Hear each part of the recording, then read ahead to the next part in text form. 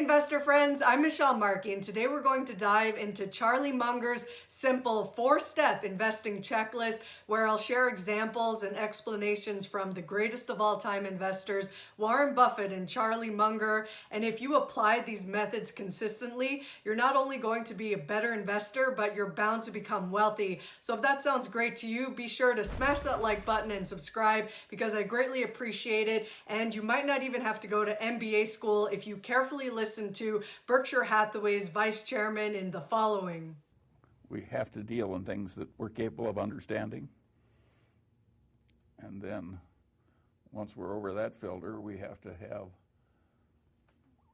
a business with some intrinsic characteristics that give it a durable competitive advantage. And then, of course, we would vastly prefer a management in place with a lot of integrity and talent. And finally, no matter how wonderful it is, it's not worth an infinite price. So we have to have a price that makes sense and gives a margin of safety considering the natural vicissitudes of life. That's a very simple set of ideas. And the reason that our ideas have not spread faster is they're too simple.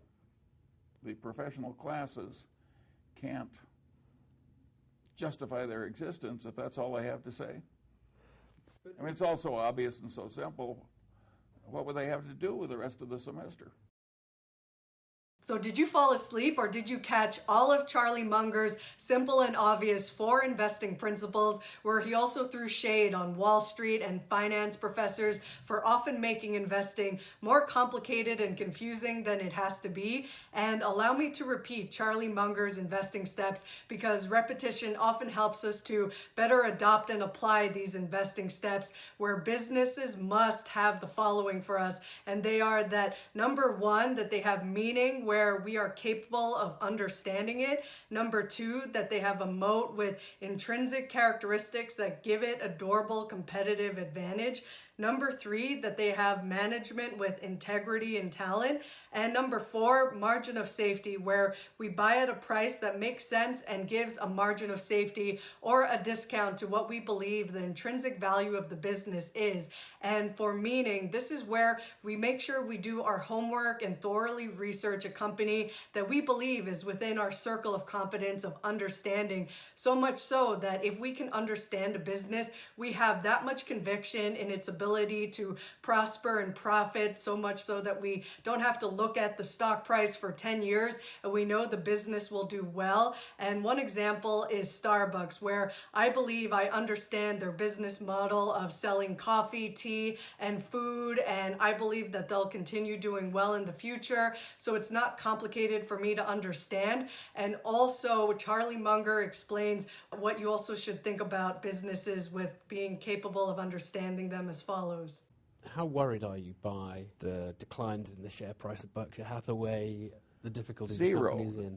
No? This is the 3rd time that Warren and I have seen our holdings in Berkshire go down top tick to bottom tick by 50%. I think it's in the nature of long-term shareholding with the normal vicissitudes in worldly outcomes and in markets that the long-term holder has his quoted value of his stock go down and then by, say, 50%. In fact, you can argue that if you're not willing to react with equanimity to a market price decline of 50% 2 or 3 times a century, you're not fit to be a common shareholder, and you deserve the mediocre result you're going to get, compared to the people who do have the temperament, who can be more philosophical about these market fluctuations.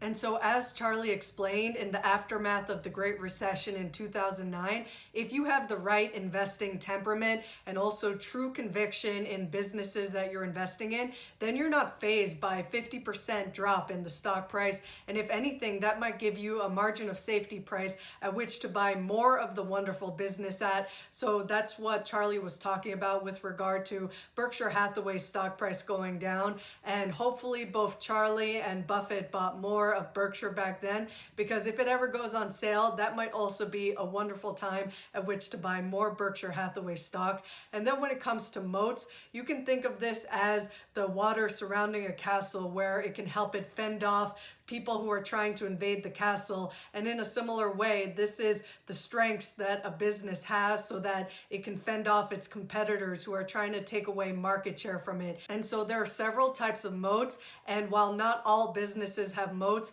if companies can have at least one moat, then they're in a better position to remain profitable. And some examples of this include how Coca-Cola has a brand moat, because everyone in the world knows Coca-Cola and a lot of people still enjoy Coke. And then there are switching moats like Apple, where people who are in the Apple ecosystem don't really want to have to switch to either Windows or Android systems. And then there are price moats like Costco, where they offer the best quality goods and services at the lowest possible prices, because they can do this at a really low cost to the business. So that's why they remain competitive compared to others like Amazon. And then there's also toll bridge moats that utility companies like your gas and electric companies might have. And there's also network effects moats like social media companies. And finally, also secret moats that also pharmaceutical companies tend to have. And I'll let Warren Buffett further expound on moats and also management as follows. The most important thing what we're trying to do is we're trying to find a business with a wide and long-lasting moat around it,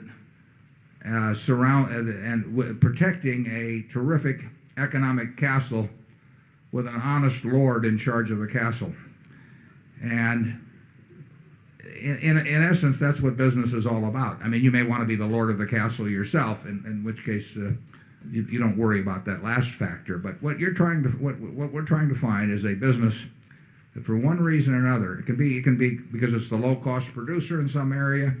It can be because it has a natural franchise, because of service capabilities. It could be because of its position in the consumer's mind. It can be because of a technological advantage.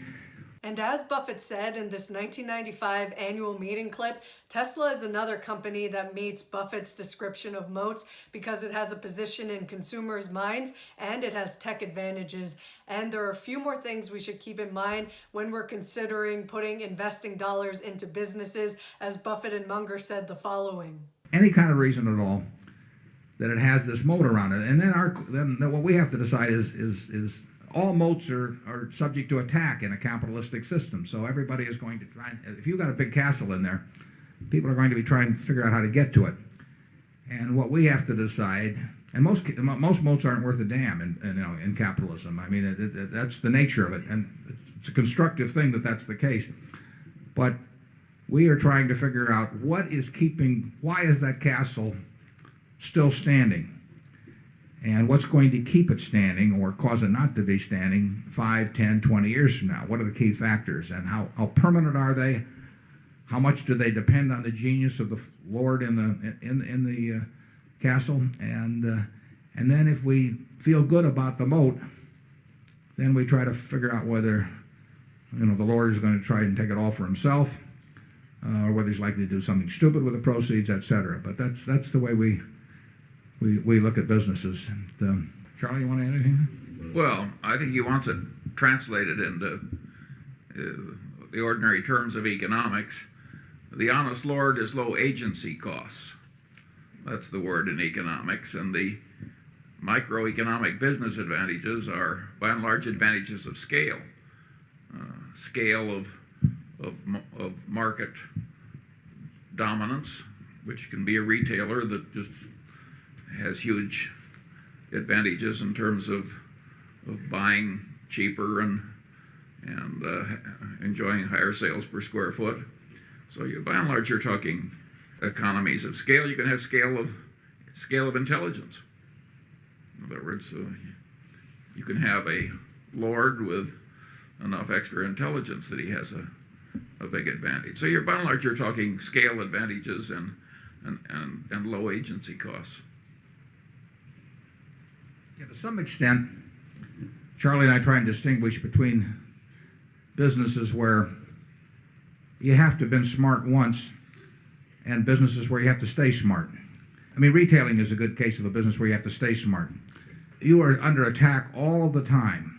People are in your store. If you're doing something successful, they're in your store the next day trying to figure out what it is about your success that they can transplant and maybe add a little something on in their own situation. So you cannot coast in retailing.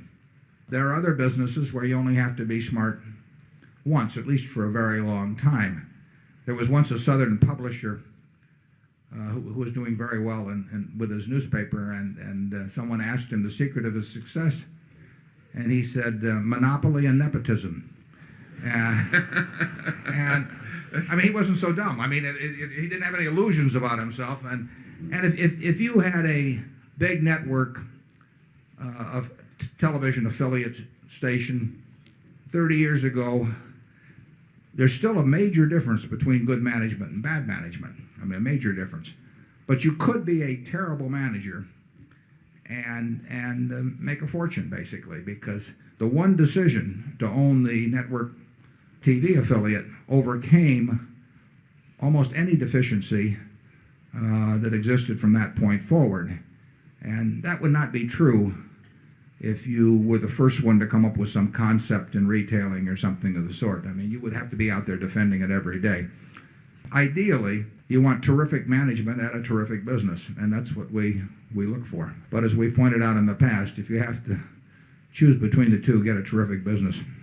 We have a big advantage in that, as contrasted to virtually almost every other company, we now and in the future are willing, eager to buy parts of wonderful businesses or all of them. I mean, most managements most investors are limited to buying parts of businesses, and most managers psychologically are geared to owning all of something that they can run themselves. We can go either direction in that respect, and our successors will also. So, Charlie, you want to add anything? I think few business operations have ever been constructed to require so little continuing intelligence in corporate headquarters. An idiot who was willing just to sit here would have a very good record long after the present incumbents were dead. I think that's true. Yeah.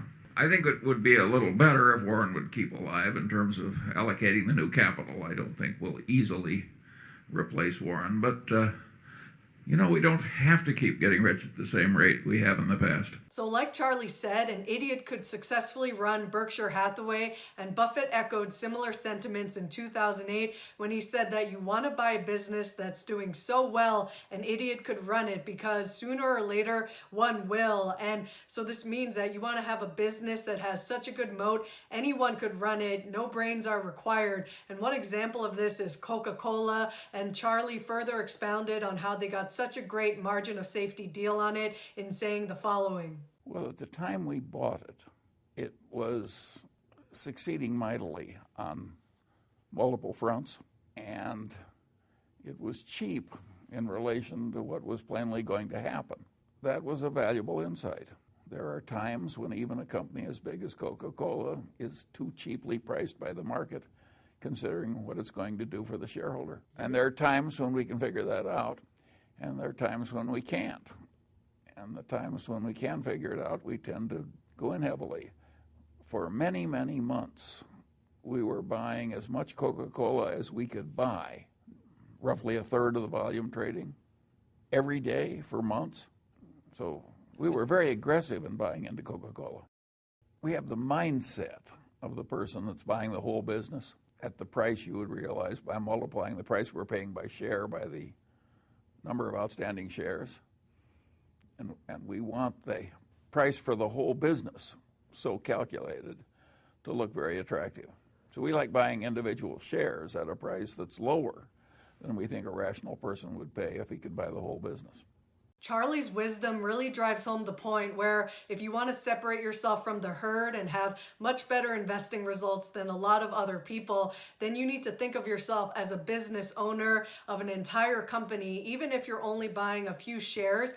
And also the second point that Charlie made was that you buy a wonderful business at a reasonable price. And that's his rationale that went into Daily Journal buying Alibaba, where Charlie Munger believes that it was the best value at the best price for what he could do with the money at the time. So this is something that we can also study and learn from. Why is Charlie Munger so bullish on Baba? And is there something that we can learn from this master at 98 years young, still investing heavily into certain businesses, especially a growth tech business like Alibaba? So if you enjoyed these 4 principles of meaning, moat, management, and margin of safety, please be sure to like and subscribe to my video and YouTube channel. And I wish you well on your journey to being the best investor you can be. Till next time.